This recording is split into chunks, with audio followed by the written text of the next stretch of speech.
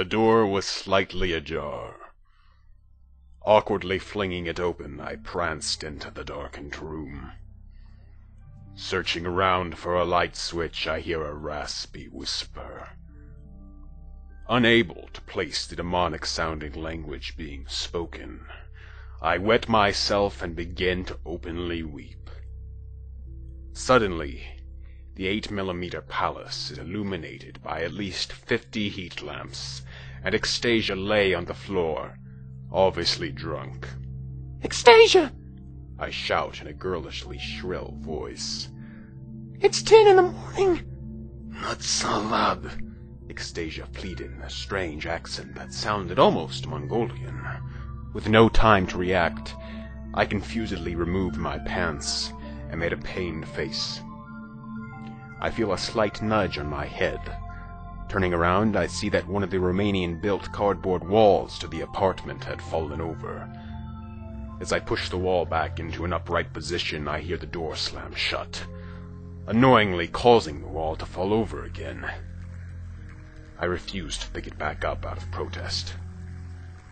As I turn to see who had rudely slammed the door, I see that it is none other than George Limnaru, standing completely nude and fully aroused, melted butter in his chest hair, and with a sensual flicker in his eyes and nose.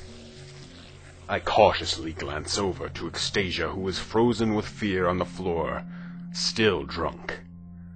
I immediately realize that she is being held prisoner. I wet myself again. George Limnaru growls and leaps forward, throwing me to the ground. Violently flips me over on my stomach, canned. Biting my lip, I prepared for my punishment, a punishment so deep and ruthlessly hard that only George Limnaru could give it to me.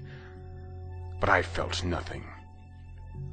Suddenly, who I thought was Extasia peeled off her bodysuit and revealed that she was George Limnaru. I immediately made a supermodel pouting face and twisted my head around to see who was on top of me. It was Extasia. Cackling, she peeled off her prosthetic penis and said something in broken English that I had to ask her to repeat about a half-dozen times. Frustrated, I bucked like a cantankerous mule, and Extasia flew off my ballless buttocks onto the cardboard Romanian-built apartment wall, crashing to the ground. Sweating like a pubescent boy in the hands of a Catholic priest, I leaped up and skipped over to George Limnaru. "Follow her," George Limnaru gasped.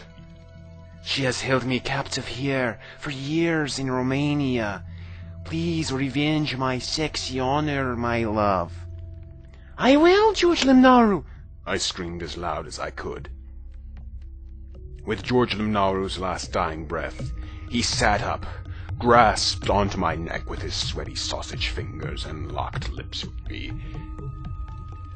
It was as if time had stopped, aside from the fact that his arousal was poking into my thigh, oddly synchronized with the second hand's ticking of the clock on the wall.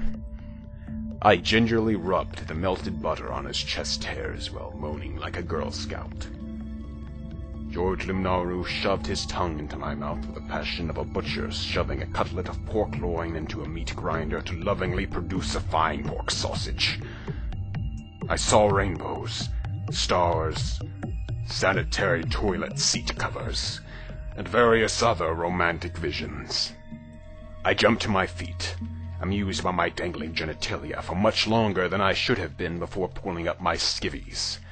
Wiping George Limnaru's garlic drool off of my chin, I momentarily held a melodramatic Superman-esque pose before frolicking out of the apartment, seeking out Extasia to revenge my lover's death. I vowed at that moment to use my trouser truncheon for sexy good and not sexy evil. To be continued.